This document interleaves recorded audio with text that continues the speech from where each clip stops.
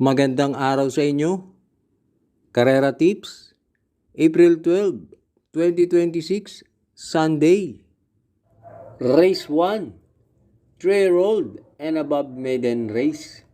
Distance 1,400 meters na merong 7 entries but 6 in betting option. Start ito ng peak 6, races 1 to 6. Dito sa race 1, pampremera ko yung 5. Watch Me Now, sakay ni Jeff Sarate.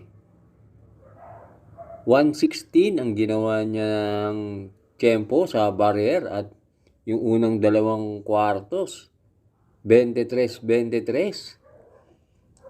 At sa tingin ko ilalaban yan dahil binigay kay Jeff Sarate kaya pampremera ko yan.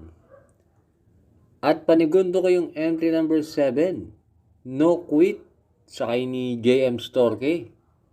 Meron yan 128.4 sa 1.4. At nung ginawa niya yung tempo na yan, medyo masama pa ang pista. Kaya dito sa race 1, pampremera, 5. Watch Me Now. Panigundo, 7. No Quit. Race 2. Pilo Committing Base Class 4. 42 to 56 is split. Distance, 1,400 meters na merong 9 entries but 8 in betting option. Start ito ng winner take all, races 2 to 8. Dito sa race 2, pampremera ko yung entry number 7, Batang Kangkalu, sakay ni YL Bautista.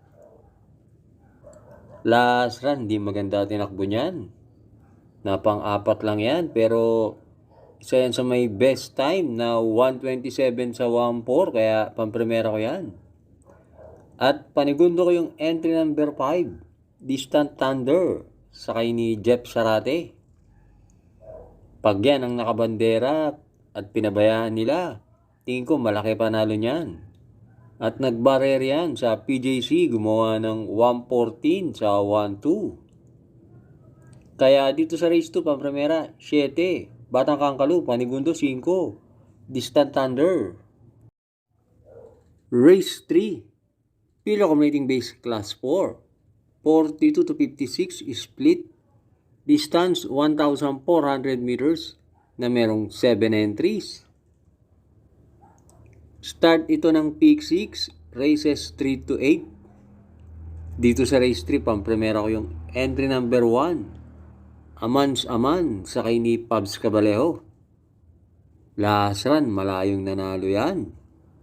At meron yan 125.5 sa 1.4. At panigundo ko yung entry number 4, Uno Magnifico, sakay ni MD De Jesus.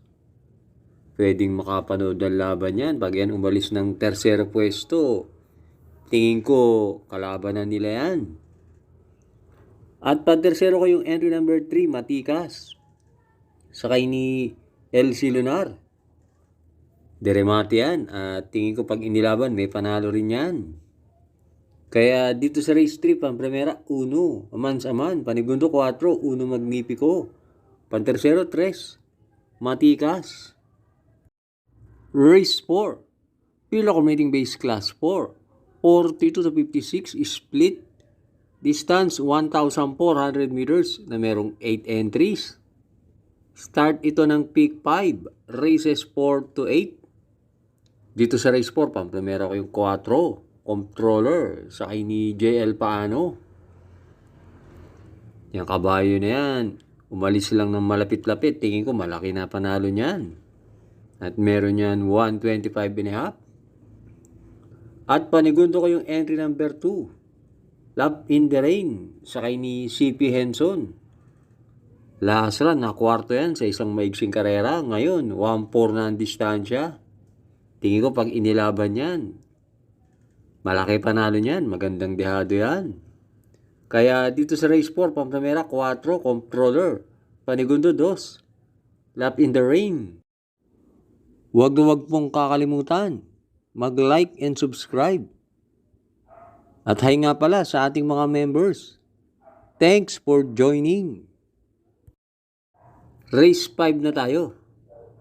Pilo Accumulating Base Class 5, 17 to 41 split. Distance 1,400 meters na merong 6 entries. Start ito ng peak 4, races 5 to 8. Dito sa race 5, pampremera ko yung entry number 3, Peerless, sakay ni C.A. Reyes. Yan si Peerless, nanalo na yan sa PJC. At sa tingin ko, kayang makaulit ng panalo niyan. Panigundo ko yung entry number 5, Quincy, sakay ni CB Diala. Yan lang ang nakikita kong pwedeng tumalo kay Peerless. Pag yan si Quincy, pinabayaan nila sa unahan. Kaya dito sa race 5, pampremera 3, Peerless. Panigundo 5, Quincy.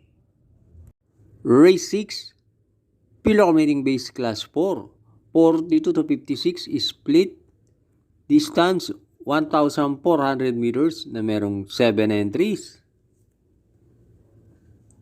Dito sa race 6, pampremera ko yung entry number 2, M. Butterfly, sakay ni NC Lunar. Last run, malayong nanalo yan. At sa tingin ko sa karerang to, siya ang babandera.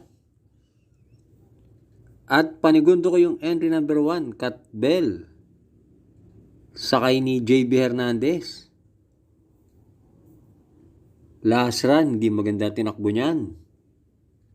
Hindi yan natimbang nung nanalo si Copperfield. Pero panigundo ko yan si Cat Bell dahil mas maganda tinatakbo niyan sa distansyang 1-4. Dahil hindi masyadong namamadali. At huling tumakbo yan sa 1-4 na segundo yan kay Wolf 359. Kaya dito sa race 6, pampremera 2, M. Butterfly. Panigundo 1, Cat Bell. Last double na tayo.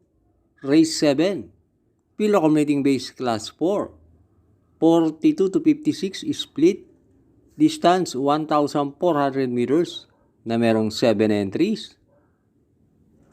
Dito sa race 7, pampremera ko na rin yung entry number 1, Amazing, sakay ni Jan Alvin Guse. Gamaya ni Jan Alvin. At lately, hindi na naman naglolo ko sa aparato yan. At panigundo ko yung entry number 7, Graceful Gift, sakay ni Pabs Caballeo. Unti-unti nang nagagamaya ni Graceful Gift ang pista ng PJC. Last run, na segundo yan. Kaya dito sa race 7, pampremera 1, Amazing. Panigundo 7, Graceful Gift. Last race na tayo, race 8, Pilo Accumulating Base Class 4, 42 to 56 is split. Distance 1,400 meters na merong 8 entries. Dito sa race 8, pampremera ko yung entry number 7, Glorify, sakay ni NC Lunar. Tingin ko medyo nakakalamang yan. At maganda pa ang numero ni Glorify, makakapwesto agad yan. Magaling yan sa PJC. At panigundo ko yung entry number 5, Copperfield, sakay ni Mark Alvarez. Kaya naman, nung nanalo sa distansyang 1-2, nakita ko marami pa yan. Kaya dito sa race 8, pampremera 7, Glorify. Panigundo 5, Copperfield. Thanks for watching. Lalong-lalo na sa mga laging nakasubaybay. Good luck and happy racing sa inyo.